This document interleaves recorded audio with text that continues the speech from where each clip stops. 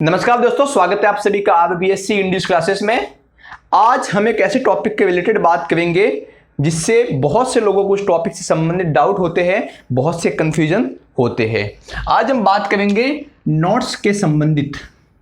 पहली बात, नोट्स क्या होता है?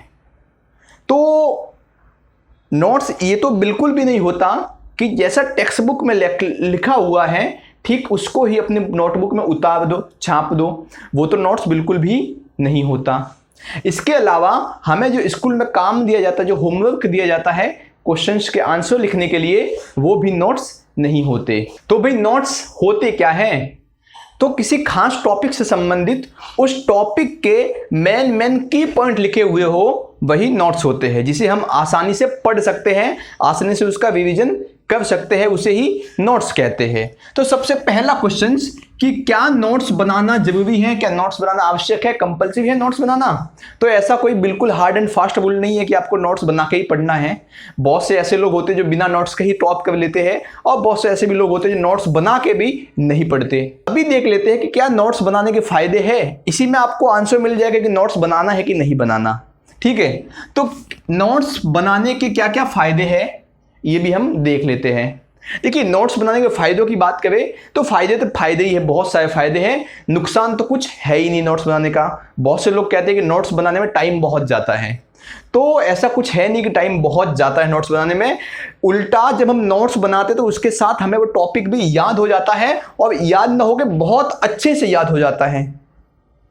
तो टाइम जाने की तो बात यहाँ पे चलती ही नहीं कि भाई यहाँ पर टाइम बहुत जाता है। भले आपका 1 घंटा उसमें नोट्स बनाने में एक्स्ट्रा चला जाएगा, किंतु उस 1 घंटे में आपको जो टॉपिक याद रहेगा वो टॉपिक बहुत लंबे समय तक याद होता जाएगा।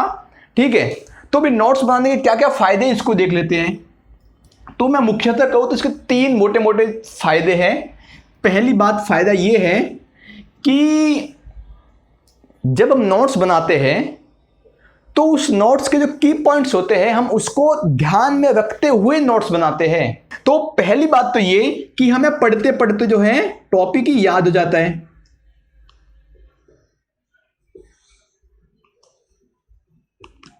हम जो है पढ़ते समय टॉपिक को आसानी से याद कर लेते हैं। सबसे मोटा फायदा तो यही है, सबसे बड़ा फायदा कि हम पढ़ भी रहे हैं, साथ में नोट्स भी बन रहे हैं, हमें वो टॉपिक याद भी हो गया। तीनों काम एक साथ हो गया। नहीं तो पहले क्या पढ़ेंगे अलग से भाई, फिर याद भी अलग से करेंगे। बहुत से लोग ऐसा करते हैं कि पहले पढ़ लेते हैं एक बार, फिर याद करेंगे तो हम धीरे धीरे याद करेंगे, है कि नहीं। दूसरा इसका फायदा क्या होता है कि भाई हमारी जो हैंड राइटिंग होती है वो बहुत ज़्यादा अच्छी हो जाती है, और हमें उसके जो की पॉइंट्स होते हैं उसको हमें लिखने का ढंग मिल जाता है कि हमें एग्जाम में उस पॉइंट को कैसे लिखेंगे, वो भी हमें सलीका जो तरीका होता है वो पता चल जाता है। तो जो हैंड राइटिंग होती है वो भी अच्छी हो जाती है, हैंड राइटिंग जो है इंप्रूव हो जाती है। इसके अलावा तीसरा जो सबसे बहुत बड़ा फायदा मैं इसको कह सकता हूं कि भाई हम 1 साल पूरा साल पढ़ते हैं। किसके लिए पढ़ते हैं? बोर्ड्स एग्जाम के लिए ना। और जब बोर्ड्स की एग्जाम नजदीक आती है तो हमें उसका क्या करना होता है? रिवीजन करना होता है, पुनरावर्तन करना होता है।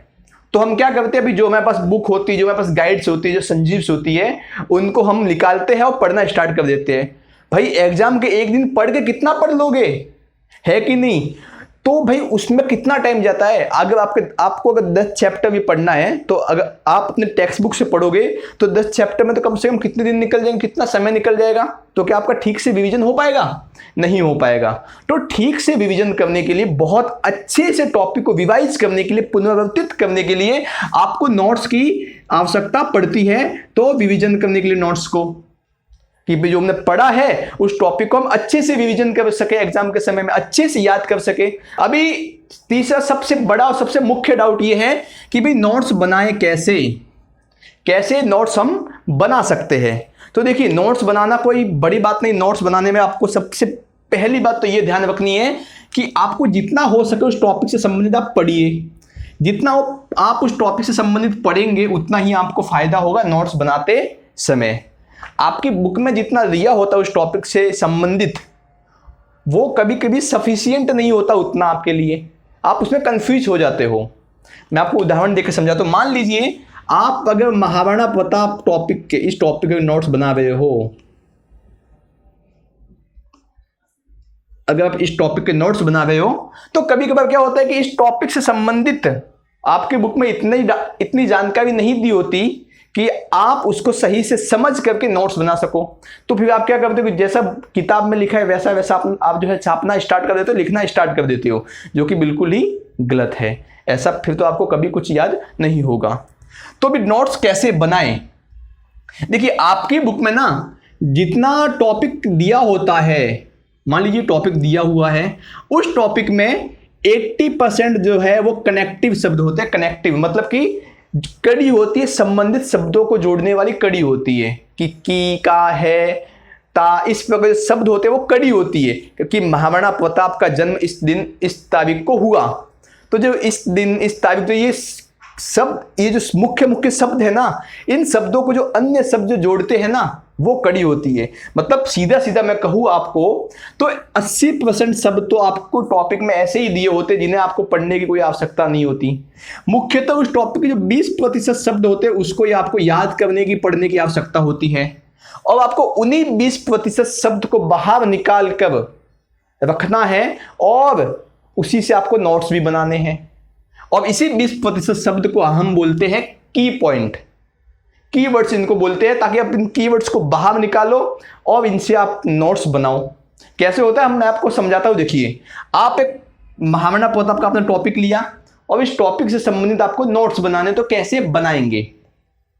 तो आपके किताब में बहुत लंबा चौड़ा दिया होगा, इतना लंबा चौड़ा, तो आपको क्या वो लंबा चौड़ा बनाना है? नहीं जी। नोट्स बनाना मतलब क्या कि अगर आपकी बुक में उस टॉपिक से संबंधित 3 पेज दिया हुआ है तो मुश्किल से आपको उसको आधे पेज में, ज़्यादा से ज़्यादा 1 पेज में उसको ख़त्म कर देना है। ज़्यादा लंबा खींचना ही नहीं है, हमें सिर्फ की पॉइंट का उपयोग करके ही नोट्स को बनाना है। तो जैसे महाराणा प्रताप से संबंधित टॉपिक का नोट्स बनावे तो कैसे बनाएंगे? तो सबसे पहले आपकी बुक में दिया होगा कि महाराणा प्रताप का जन्म इस दिन हुआ, तो आपको इतना लिखने की आवश्यकता नहीं है कि महाराणा प्रताप का जन्म 9 मई 1540 के दिन हुआ।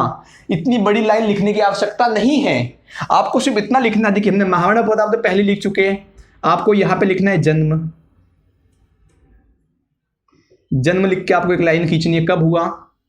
9 मई 1540। बस हो गया, जन्म लिखा, 9 मई 1540 लिखा, हो गया। अभी आपको आगे लिखने की आवश्यकता ही नहीं है कि महाराणा प्रताप का जन्म 9 मई 1540 को, इतने लिखने की आवश्यकता ही नहीं है। जब आप एग्जाम में जाओगे तो लिखिए ना, किसने बोला, मना बोला लिखने के लिए? आप लिखिए महाराणा प्रताप का जन्म 9 मई 1540 को हुआ। जन्म कहाँ हुआ, कौन से स्थान पर हुआ? तो जन्म स्थान लिख दीजिए, कहाँ पे हुआ? कुंभलगढ़ दुर्ग में।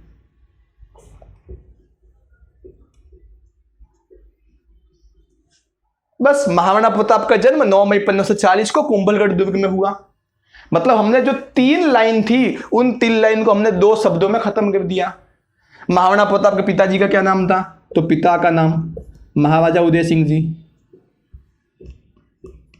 बस हो गया। महाराणा प्रताप ने अपने जीवन काल में कौन कौन से युद्ध लड़े? तो भी आप लिखिए मुख्य युद्ध। तो मुख्य युद्ध कौन सा था? हल्दी घाटी का युद्ध।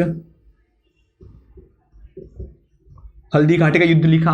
अब इस हल्दी घाटी के युद्ध में जो है बहुत सारी बेसिक जानकारी होगी कि हल्दी घाटी का युद्ध किसके बीच में हुआ, कितनी सेना थी, कितने मारे गए, उस युद्ध का परिणाम क्या हुआ, तो वो सब उसमें होगा।